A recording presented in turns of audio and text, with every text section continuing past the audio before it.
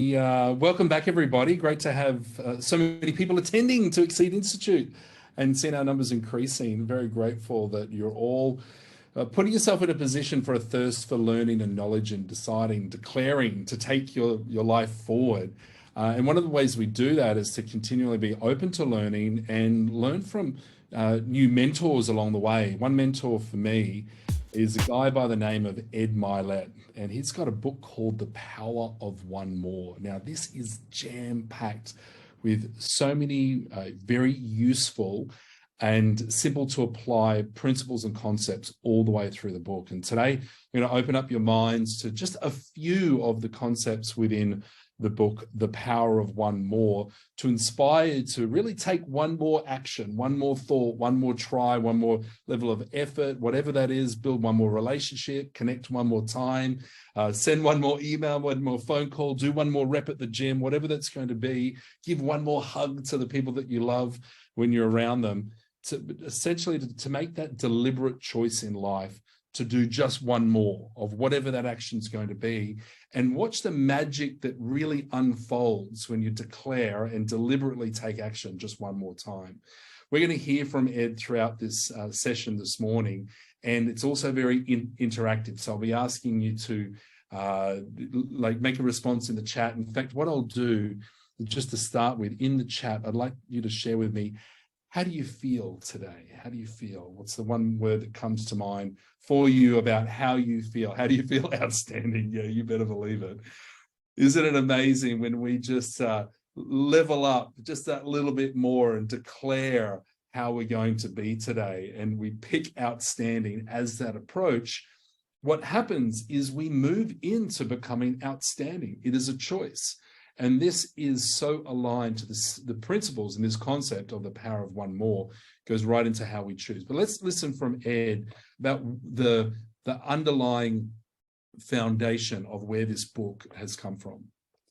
My dad, when he got sober, I said, "Dad, are you going to stay sober the rest of your life?" This is where the power of one more comes in. My dad says, "I don't know. I can tell you this, I'm going to stay sober for one more day." And so when I went through that, my dad called me. I was really broke. My dad goes, "You thinking about quitting?" And I go, "Yeah, I'm close." He goes, "Just don't quit for one more day." I didn't. And that not quitting for one more day and holding on would go to the next day and to the next day. But there were these glimpses in my life where it's like, you know what? I may not be the smartest or the best talker. I definitely don't have the highest IQ. I'm not the tallest dude or the strongest dude or the best looking dude or any of that. But I'm not going to get outworked. I'm going to outwork you. I'm going to do one more rep in the gym. I'm going to do one more phone call. I'm going to do one more email. I'm going to do one more text. You hear Ed's words there. And in his life, as he grew up as a child, his father was an alcoholic, and that was a very difficult time for him in his life. It was a very difficult time because each night as his father would come home, he didn't know which version of his father he would get. He would, if the key sort of fumbled at the door trying to get in, he knew he would get his alcoholic and abusive father. If he didn't, he would get the loving and joyful father. Now, what he could have lived his life in sort of pain and regret and sort of, oh, woe me and victim mentality, but rather he chose to look at that as an opportunity to learn and obtain great lessons. In fact, he looked at his life and said his ability to be able to read people and understand them, a lot of it came from being able to read his father in those very challenging times. Now, his father was both a difficult figure for him in his childhood, but also his hero. Now, he placed his father as hero mainly because of his father's ability to make that final leap into the decision of actually giving up the alcohol and choosing to live, one day at a time, as he said in there of the concept of, "Hey, Dad, will you remain sober?" And he's like, "I'm not sure, but I'll do it for one more day, one more day, one more day." And this concept of just one more actually comes from that positioning that he's learned from his father. And so, being able to do anything in life, rather than sometimes being weighed down by the totality of the full existence of everything, breaking it down into just a small piece and saying, you know what, it may be challenging, may be difficult, may be inconvenient, but we can do one more. Even in this next conversation that I have, could I give one more amount of attention? Could I listen just one bit more? Could I squeeze out one more bit of love for the other party? And as Mike says, there's always a choice, right? We can always choose to do this, to do just one more. So that one more, it equates to every possible interaction and aspect of your life to do just one more bit of attention, one more bit of healing, one more bit of love, whatever it's going to be, just one more. Now, interestingly, all of this connects to our identity. And your identity is defined here as your thoughts and concepts that you believe to be true about yourself. Now, these can be quite limiting until you shift to this one more thinking standard. Let's hear from Ed on this perspective. Your life, you're probably never going to exceed your identity. Mm-hmm. And that your identity is the thoughts and concepts that you believe to hold really to be true about yourself. Mm-hmm. And you have multiple identities. You have a happiness one, a wealth one, a fitness one, a relationship one. And you will never, temporarily, you could get a better result than what you believe you're worth, but you'll find a way to cool it back down. Your identity is like that thermostat on the wall. It sets the temperature for your life. So if you're a 75 degree, or let's just say of wealth, and you live at 75 degrees, you might get it going for a while in business and you're living at 80, 85 degrees, but all of a sudden the thermostat of your life will kick in unconsciously and you will find a way to cool it right back down. Reverse is true too. You start going broke, you can't pay your bills. You'll find a way eventually, don't you? You didn't starve, you didn't get homeless, you heated your life back up to what you think you're worth. Yeah. And it governs your life. It doesn't matter the external conditions. If you have a thermostat in this room, 100 degrees outside, it'll still regulate this room to 75. Yeah. And so your identity is a thermostat of your life. You ever notice that the way you think about yourself will either hold you back or propel you forward?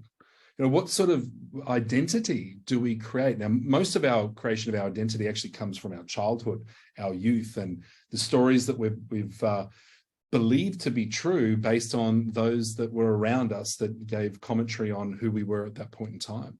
Maybe we have these limiting beliefs at times that I'm not good enough, or I'm just not enough, or I want to be more.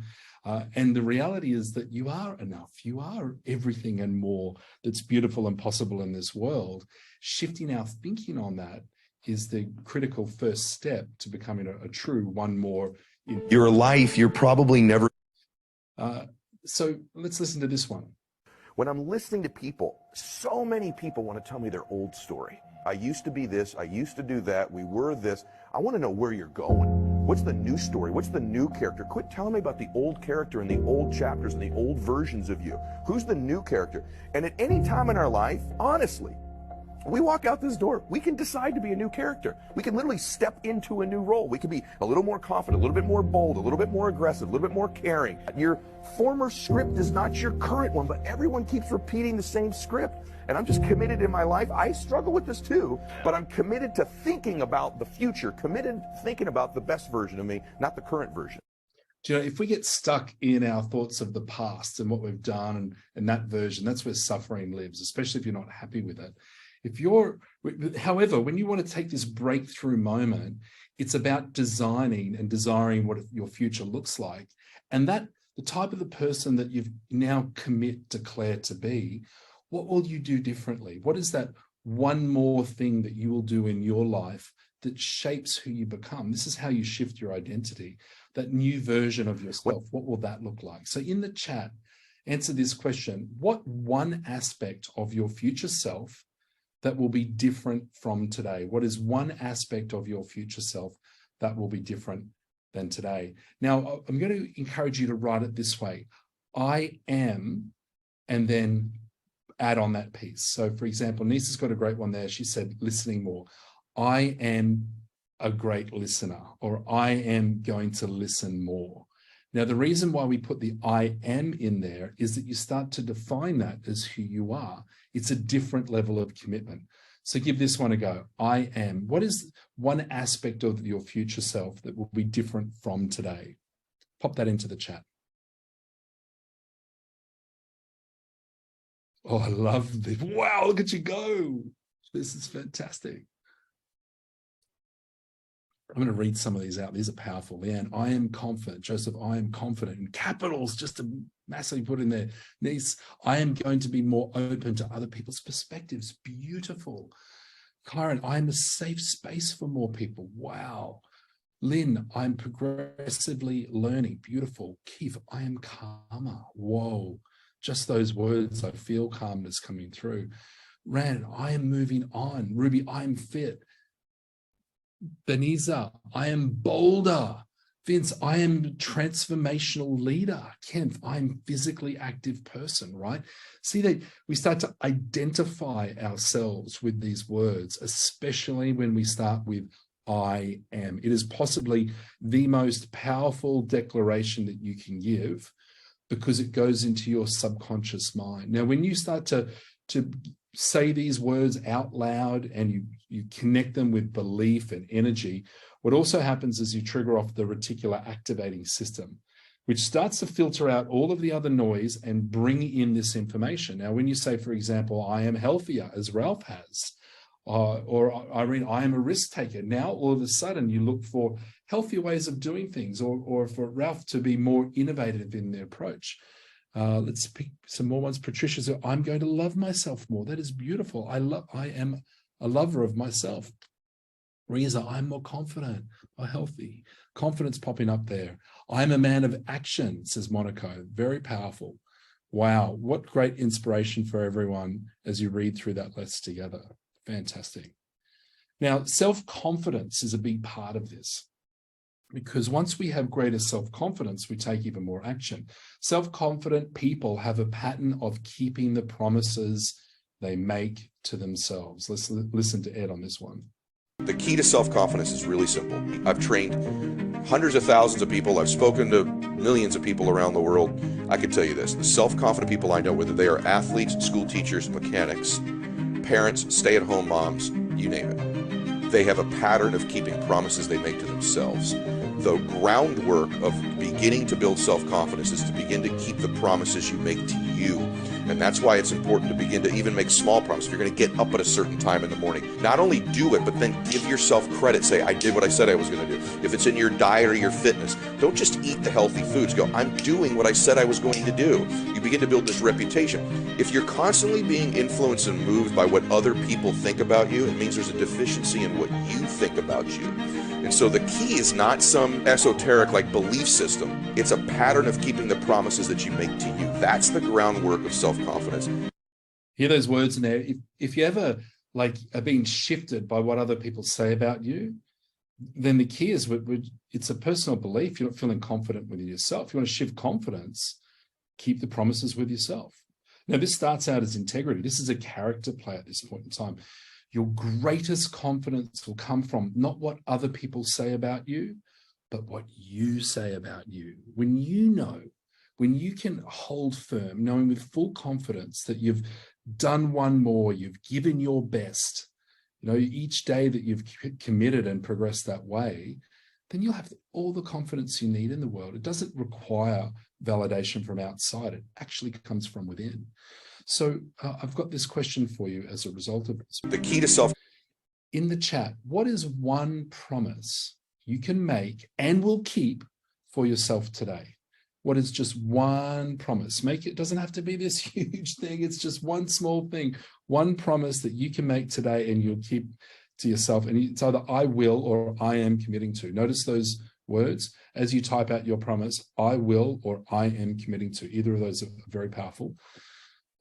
Fritz has got, I'm committing to becoming healthier. Great. I will eat my vegetables, says Justine. I can hear my mother saying something in this. Elaine, I will be healthier. Niece, I'm committing to have an 8-hour sleep today. Great. Reza, I will learn more. Yes, in capitals, in commitment. Joseph, I'm committing to continue to grow myself. Janelle, I will commit to read more. That's so nourishing and powerful. Joanne, I will not hit the snooze button when my alarm goes off. There's some really good physiological reasons for that too. Russell, I will move forward. I am committing to being more disciplined, powerful. Gaze, I will exercise before going to bed. Fantastic. Shane, Shani, 8 hours sleep or more. I will be more resourceful, says Emily. Joe, I'm committing to spending quality time with my wife and son. Great. Mira, I will be kinder to myself. Beautiful. Great. Very inspiring. Regs, I'm committing to not quit. Fabulous. That's right. You know, in that moment, I commit to one more is the choice. We're going to circle back to that one. I will learn the piano again. Beautiful, Irene. Olam, I will do more exercise. Fantastic. JV, I'm committing to having more self-control. Beautiful. Christine, I will believe in myself. Let's see how powerful these words are. And what's even more beautiful is the inspiration that we see for each other as we share just one more. Now, if you, along the way, ever think that maybe, in fact, give me one in the chat. Have you ever said to yourself, it's just not enough time? It's not enough time. I've run out of time. And you know, this, doesn't that become a self-fulfilling prophecy too, right? And with the words that we speak matter. And when they come out, we believe them to be true, because you know, people believe what you say, and most importantly, we believe what we say to ourselves as well. And so the moment there's just no time, procrastination seems to increase as a result. And so here's an interesting new perspective, that there are not 7 days in a week, but there are in fact 21 days in a week. Who would like to figure out how to, give me a 2 in the chat if you'd like to figure out how to get 21 days into a week. Give me a 2 in the chat. All right, here it comes. Let's check this out. My day is 6 a.m. to noon, and I'm not crazy. You're crazy for thinking it takes 24 hours, just like some dude in a cave did 300 years ago. My second day starts at noon and goes till 6 p.m. That's day 2. And then the next day is 6 p.m. to midnight. What I've done now is I have changed and manipulated time. I now get 21 days a week. Stack that up over a month, I'm going to kick your butt. Stack it up over a year, you're toast. Stack it up over 5 years, my entire life is different than it would have been otherwise.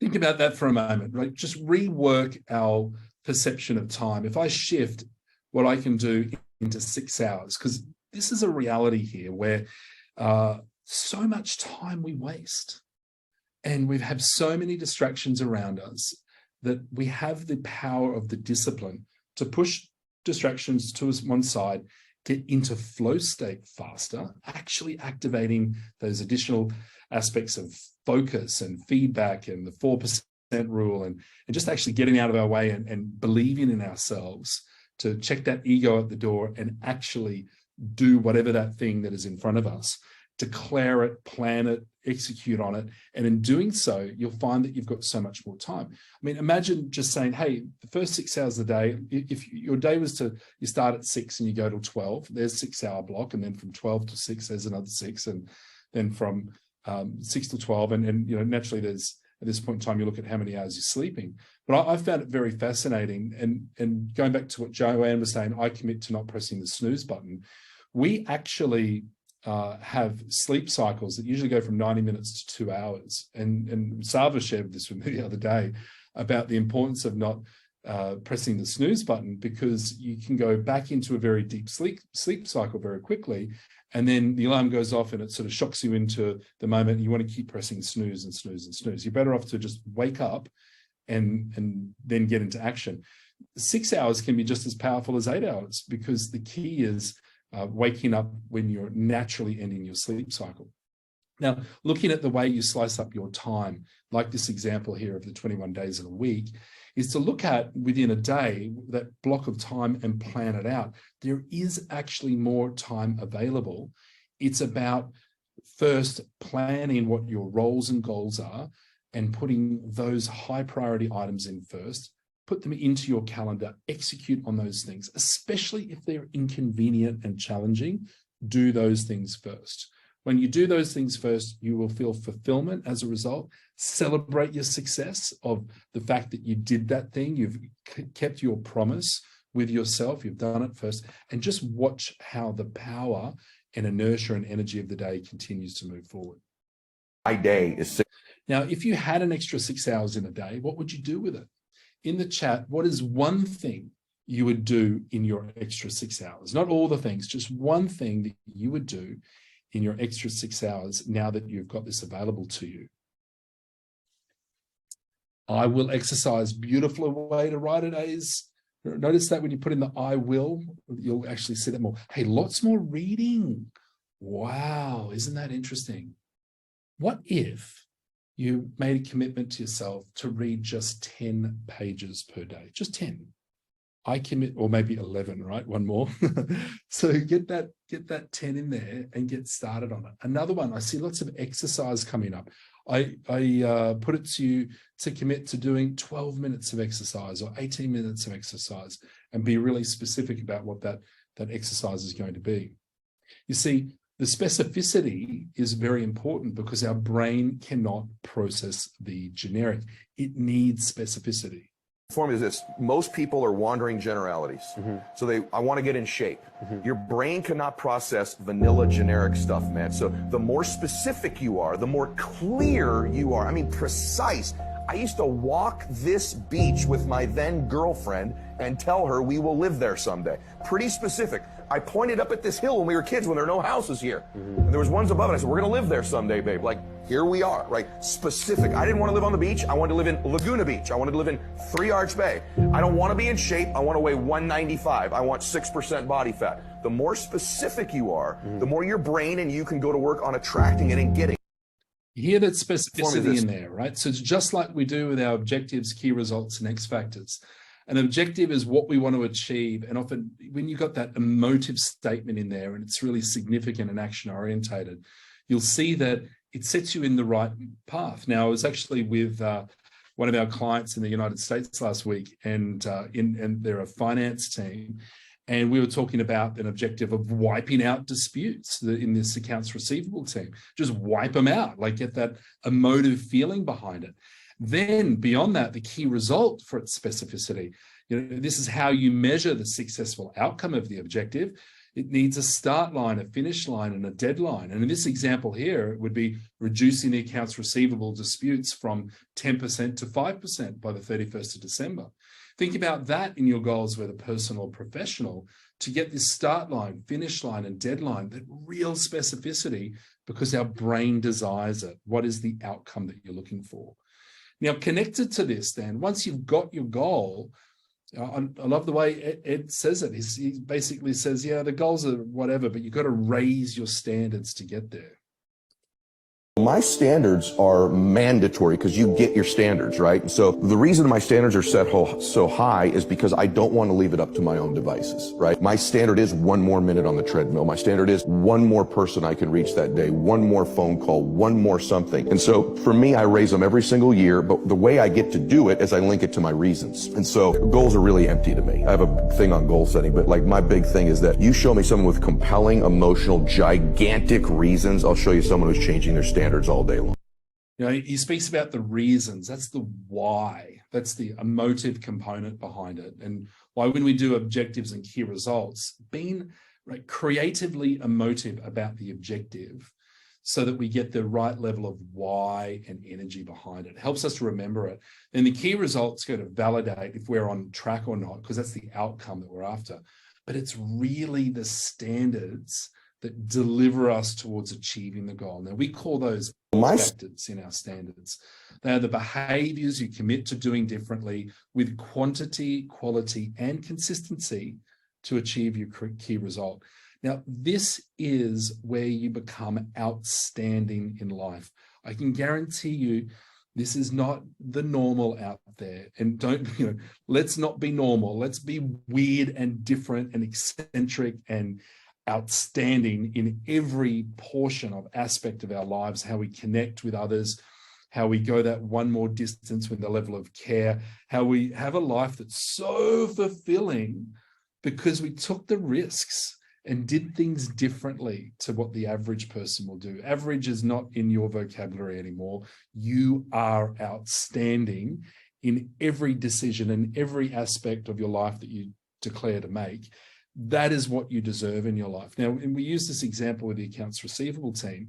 And just as an insight, I actually went to ChatGPT, put in the prompt. So we did it in the Huddle board, actually, which has got GPT-3, the AI behind it now. And it actually generated some absolutely outstanding X factors with quantity, quality, and consistency with such specificity.